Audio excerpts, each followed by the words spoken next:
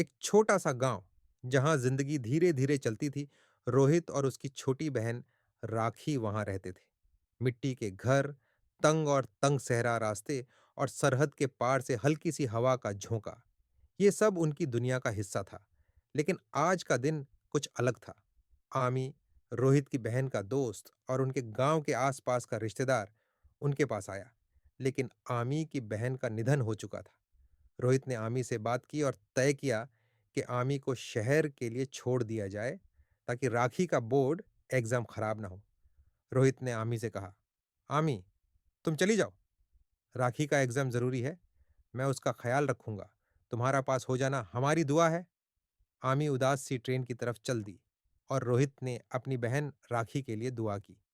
राखी का exam hall में समय पर शुरू हुआ और रोहित उसके बाहर नर्वसली इंतजार कर रहा था।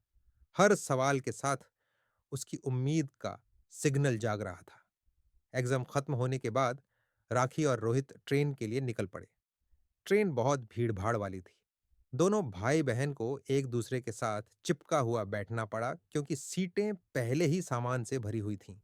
हर मूव रिस्ट्रिक्टेड था।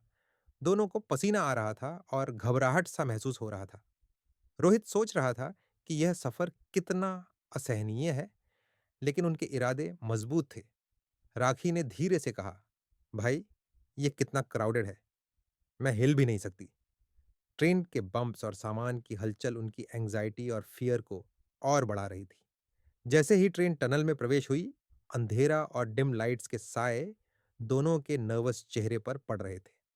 रोहित और राखी का सफर अभी शुरू ही हुआ था और यह क्राउडेड और क्रैम्प्ड ट्रेन उनके लिए सिर्फ फिजिकल स्ट्रगल ही नहीं, बल्कि ऐसे चैलेंजेस लेकर आएगी जो उनके करेज और बॉन्डिंग को टेस्ट करेंगे। अगला भाग, भीड़ भाड़ वाली ट्रेन के अंदर की यात्रा। अगले भाग के लिए सब्सक्राइब करें।